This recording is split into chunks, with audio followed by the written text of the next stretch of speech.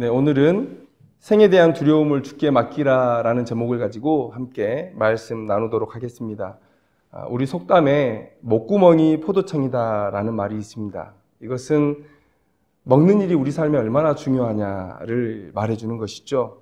그래서 사흘 굶어서 남의 담 안 넘는 사람 없다라는 그런 속담도 있죠. 그런데 우리가 신자라면 세상에서 통용되는 그런 생각과 그런 얘기들을 들을 때 그것을 성경적인 눈으로 다시 보고 취사 선택해야 될 필요가 있습니다. 여러분, 주님은 제자를 어떻게 정의하셨습니까? 나의 제자들은 나와 복음을 위하여 사는 자들인데 그 일을 위해 집이나 형제나 자매나 어머니나 아버지나 자식이나 전토를 벌일 수 있어야 한다고 말씀하고 있습니다.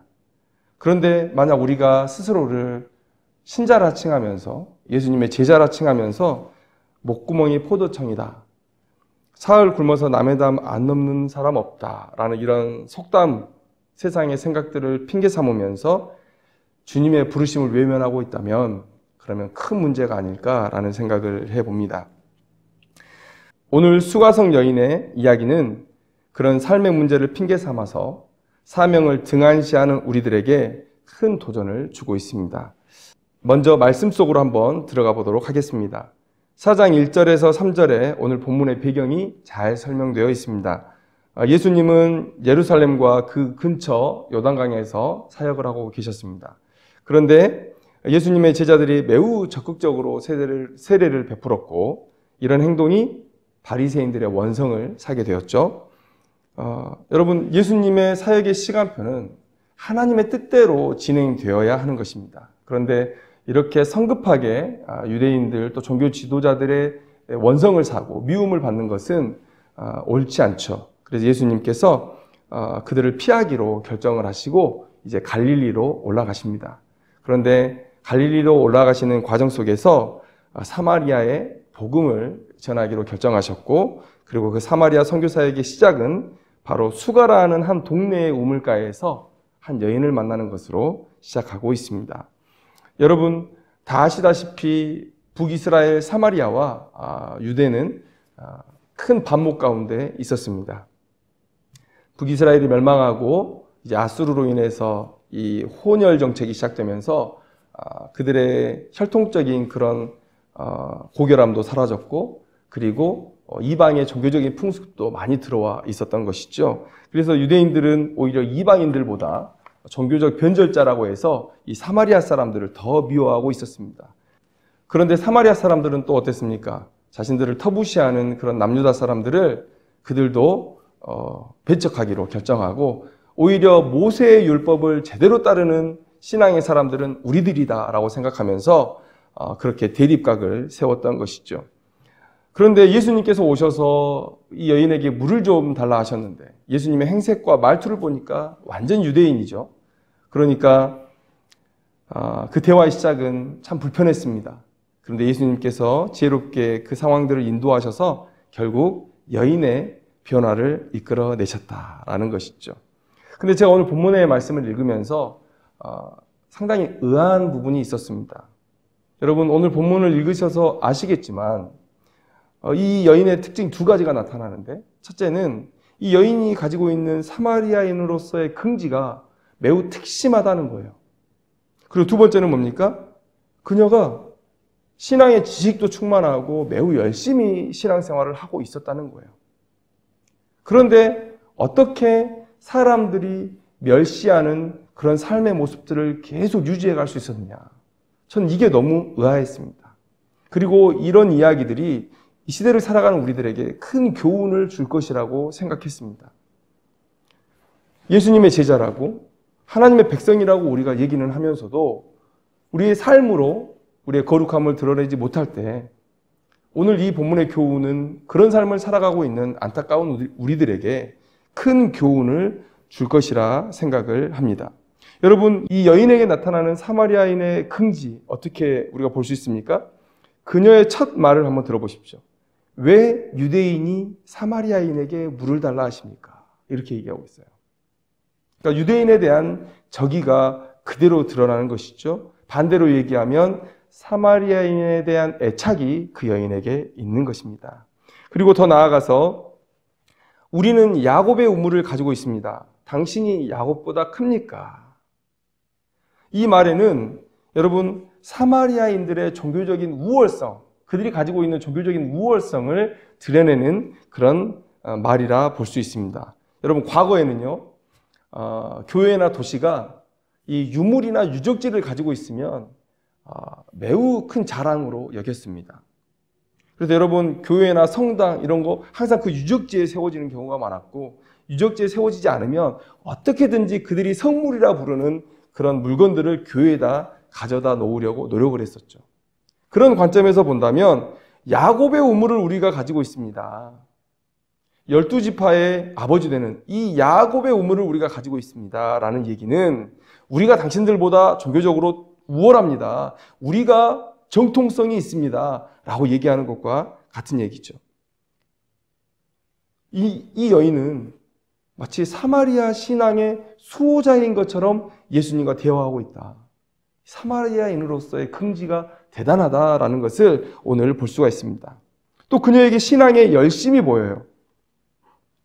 예수님과 긴 대화를 이어나간 사람이 성경에 몇 명이나 있는지 잘 모르겠습니다. 그런데 여러분 정말 놀라운 것은 이 여인이 대화를 하는 중에 예수님의 범상치 않음을 느끼고 나서 첫 번째 던진 질문이 뭡니까? 바로 예배와 관련된 질문이었다는 거예요. 우리 조상들은 이 산에서 예배하였는데 당신들의 말은 예배할 곳이 예루살렘에 있다 하더이다.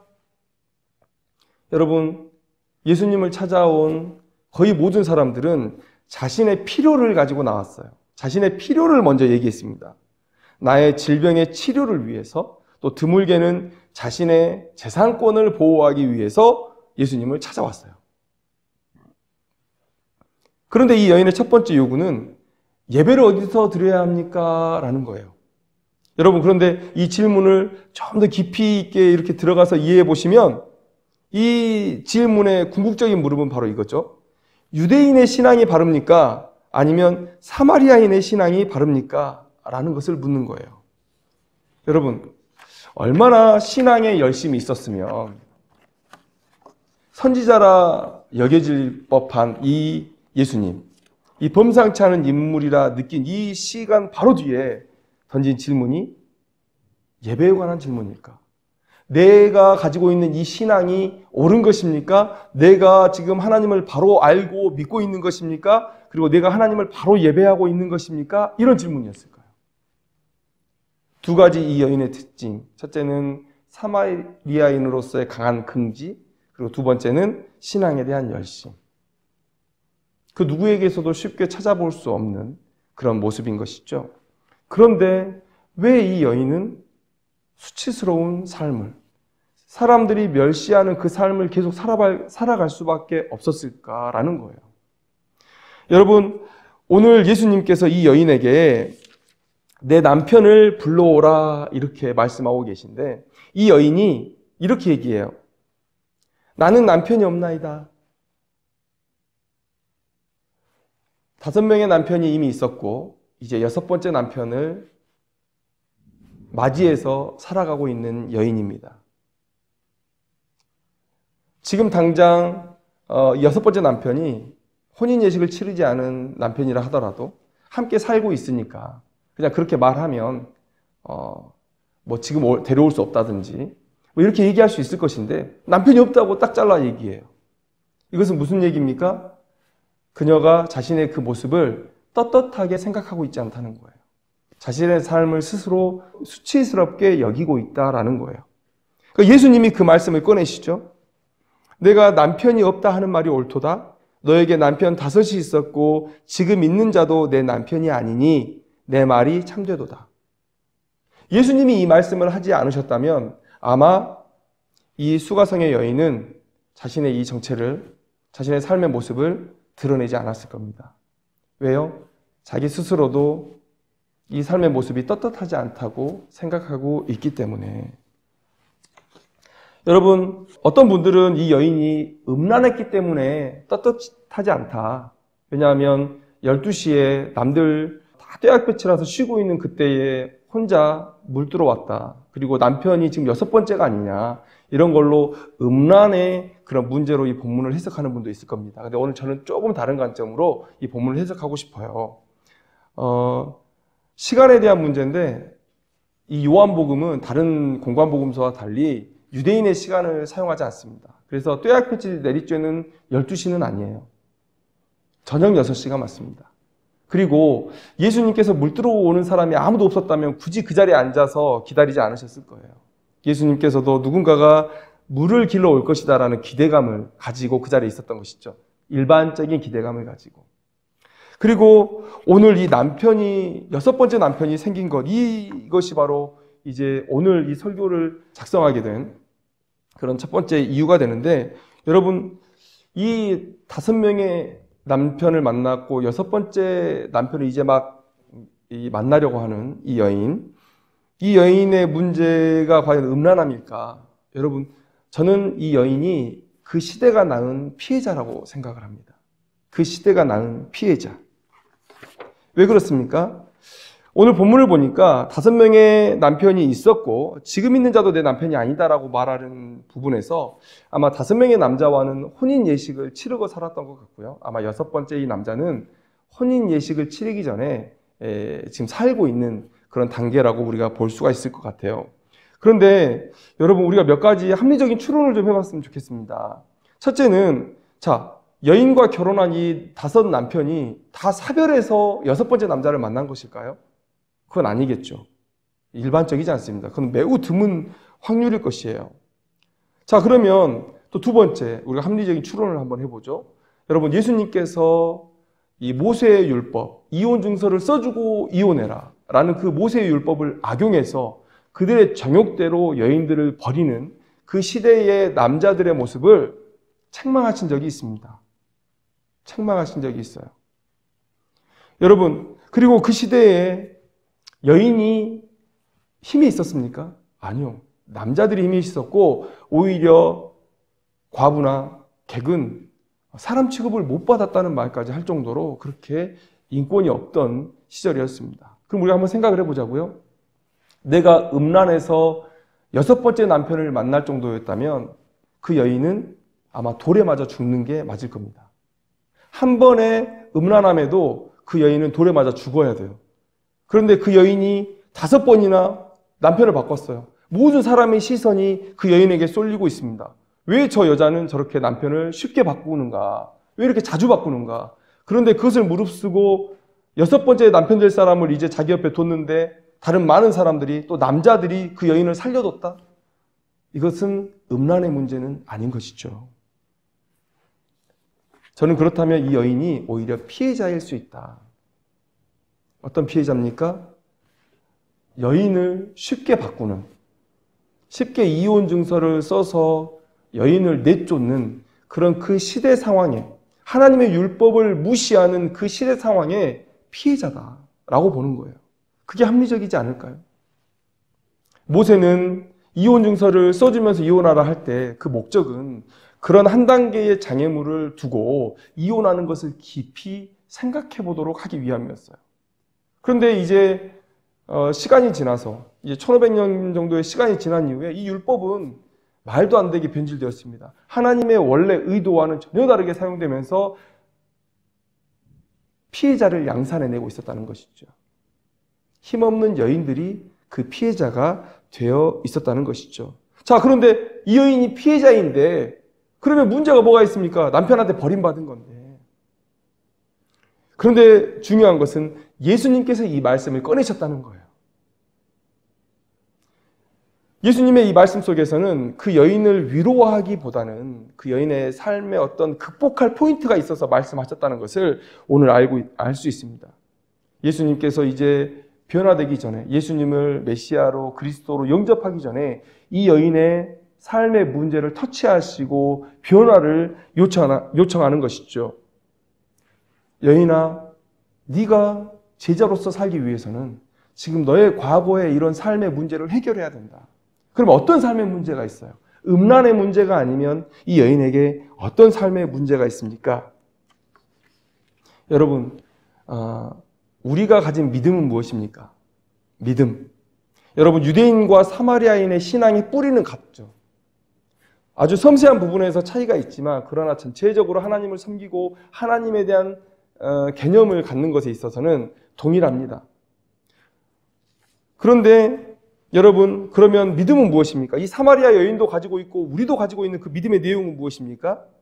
바로 우리의 믿음은 내 문제보다 더 크신 하나님을 믿는 것이고, 설령 내 원대로 상황이 변화되어 가지 않는다 하더라도 이 믿음의 길을 경주하는 내 길이 옳다고 믿고 나아가는 것이고, 그런 내 삶에 하나님께서 상을 주실 것이다 라는 것을 믿는 믿음으로 나아가는 것이죠.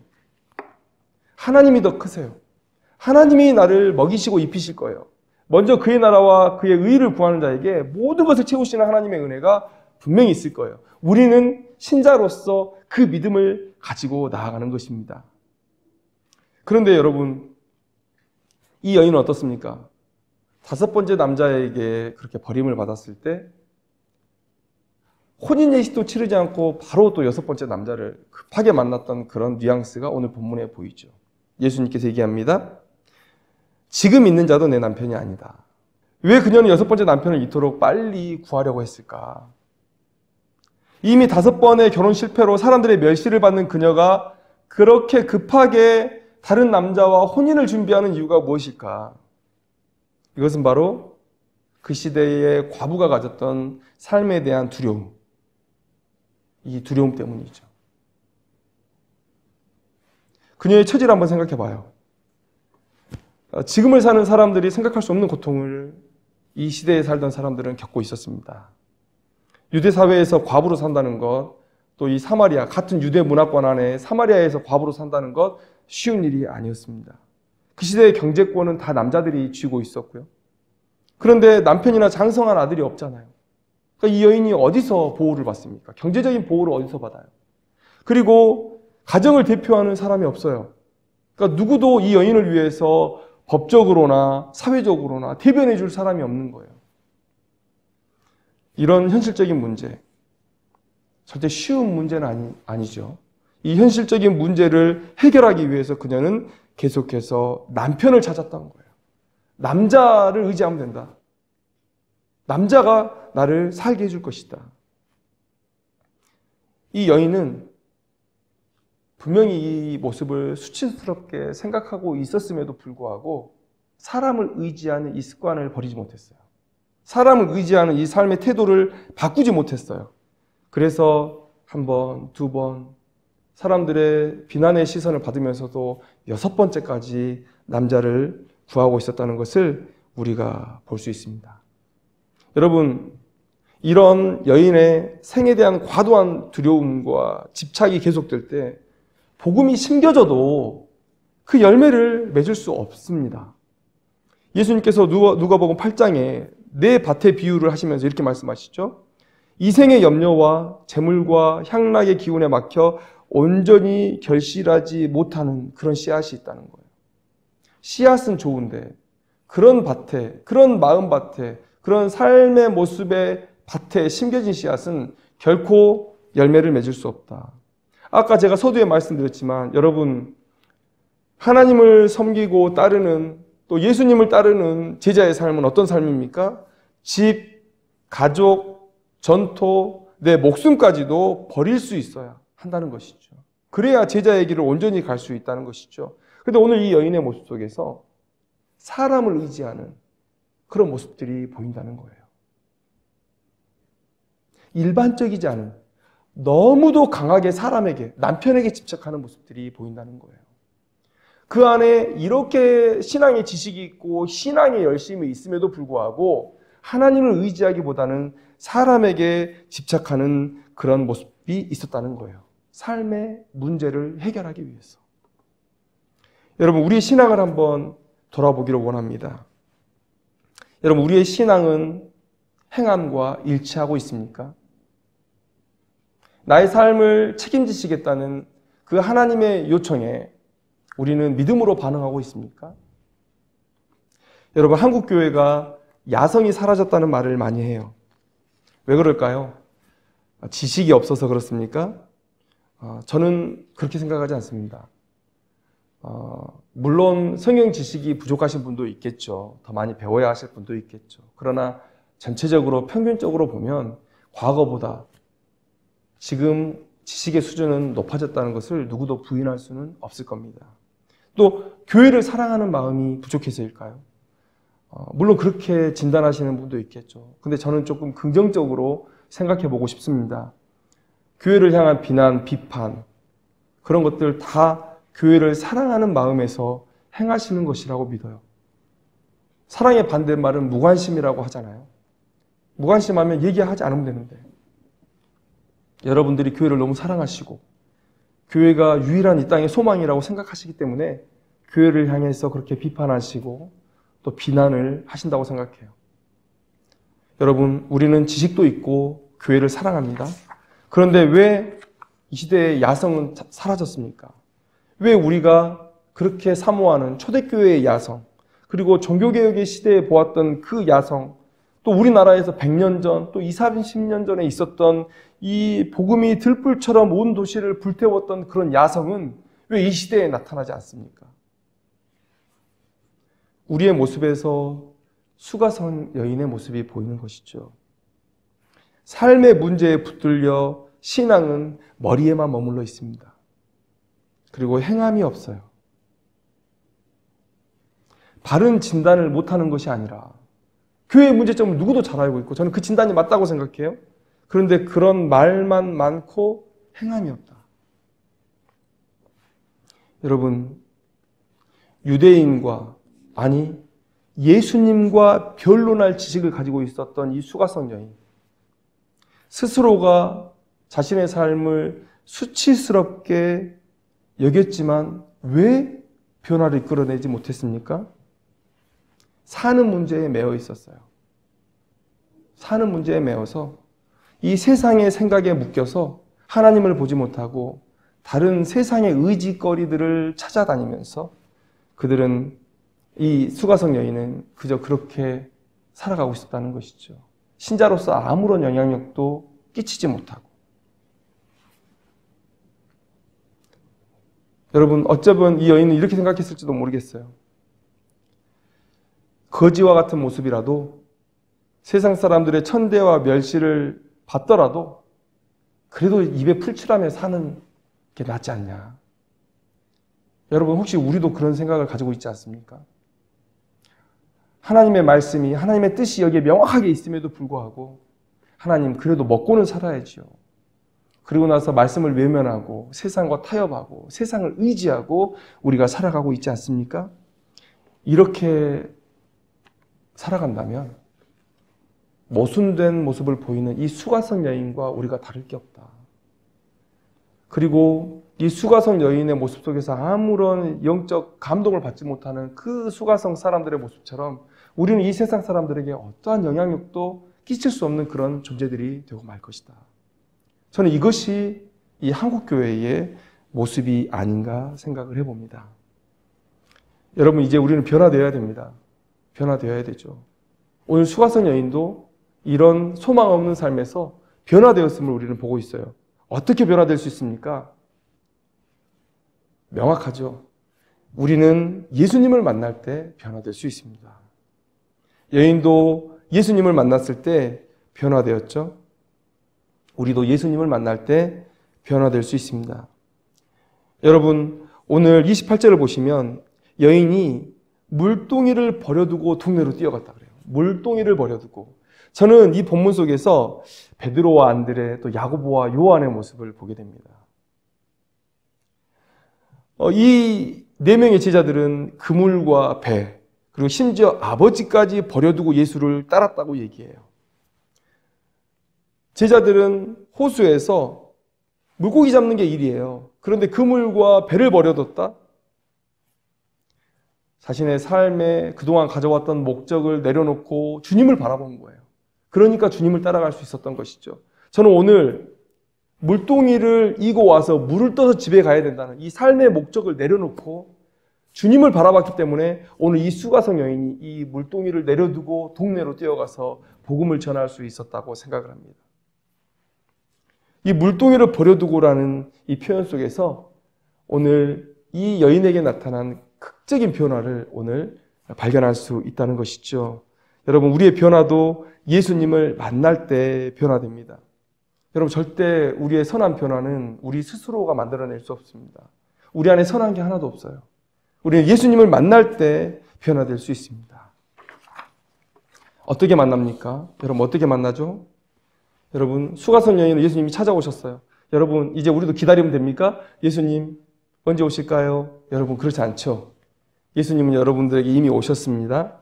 그리고 떠나시면서 자신보다 더 우리를 잘 가르쳐 주시고 잘 인도해 주실 분을 우리에게 주고 가셨어요. 내가 떠나는 것이 너희에게 유익이라. 내가 떠나가지 아니하면 보혜사가 너희에게로 오시지 아니할 것이요 가면 내가 그를 너희에게 보내리라. 여러분, 예수님보다 더 예수님의 역할을 잘하시고 또 우리를 더 잘 인도해 주실 분 누구십니까? 바로 성령 하나님께서 우리에게 오셨다는 것이죠. 그래서 여러분, 저는 계시록 3장 20절의 이 말씀, 볼지어다 내가 문 밖에 서서 두드리노니 누구든지 내 음성을 듣고 문을 열면 내가 그에게로 들어가 그와 더불어 먹고 그는 나와 더불어 먹으리라 라는 이 예수님의 말씀, 이 성령 하나님의 음성으로 듣습니다. 성령 하나님께서 오늘 우리에게 들어오셔서 역사하실 거예요. 이것은 예수님의 음성이지만 곧 성령 하나님의 음성이십니다. 오늘 예수님은 이미 우리를 찾아오셨고 우리의 문을 두드리면서 계속해서 교제하자고 얘기하세요. 수가성의 여인이 예수님과 대화하면서 그의 삶이 변했던 것처럼 오늘 성령 하나님 우리를 두드리시면서 닫힌 마음문을 열라고 얘기하세요. 삶의 문제로 인해서 닫혀져 버린 그 마음문을 열라고 계속 얘기하시는 거예요. 여러분, 예수님 오세요. 저 변화할 준비가 되어 있습니다. 아니요. 이미 오셔서 두드리고 계신다니까요.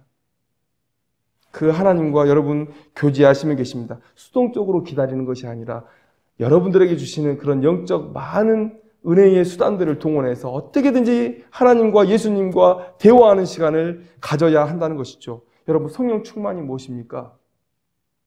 우리를 변화시키는 이 성령 하나님과의 만남을 자주 가지는 것.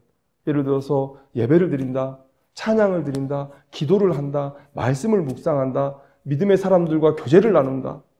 이런 모든 일들을 통해서 성령 하나님 우리에게 지금 말씀하고 또 가르치고 인도하고 계신 거예요. 여러분, 그런 일들을 통해서 우리가 변화될 수 있다는 거예요. 예수님은 그런 상황들을 통해서 우리에게 말씀하고 계시기 때문이죠. 여러분, 말씀을 맺겠습니다. 오늘 우리는 삶에 대한 과도한 두려움을 가지고 신앙의 지식을 가지고 있음에도 불구하고 그 신앙을 사용하지 못하는 한 여인을 발견하게 됩니다. 하나님을 보지 못하고 그저 그 믿음의 내용은 머리에만 있는 것이고 삶을 움직이는 마음은 온통 세상에 다 내려가 있는 한 여인을 만납니다. 예수님은 그런 삶에 대한 집착, 그런 삶에 대한 두려움이 그의 신앙의 장애물이 될 것을 아시고 그 수치스러운 그녀의 삶의 모습을 먼저 끄집어내시면서 고쳐주시기를 원하시는 거예요. 여러분, 오늘도 주님이 우리를 찾아오셔서 성령 하나님께서 우리를 찾아오셔서 그렇게 대화를 시작하십니다. 우리의 수치스러운 부분을 꺼내셔서 얘기를 하려고 하세요. 우리의 신앙의 약점들, 왜 우리의 신앙이 야성이 사라지고 열매가 없는지 그 이유를 끄집어내시면서 우리와 대화를 하기를 원하신다는 것이죠. 이 삶에 대한 과도한 집착, 삶에 대한 과도한 두려움들을 이 시간 내려놓고 온전히 하나님을 보기를 원합니다. 여러분, 먹고 사는 것 중요하지 않다고 말씀드리는 게 아니에요. 중요하죠. 그러나 하나님께서 약속하시잖아요. 먼저 그의 나라와 그의 의를 구하면 모든 것을 너희에게 더하실 것이다. 여러분, 그렇게 약속을 믿고 가는 것이 믿음입니다. 오늘 이 수가성 여인에게 요구하는 것도 바로 그러한 믿음입니다. 오늘 예수님의 이 수가성 여인을 향한 귀한 가르침을 나의 가르침으로 받고 변화되는, 영향력 없고 능력 없고 열매 없는 이 신앙의 삶에서 탈피하여 변화되는, 그래서 하나님이 기뻐하시는 삶의 모습으로 전진하는 우리 귀한 성도님들 되시기를 주님의 이름으로 축원합니다.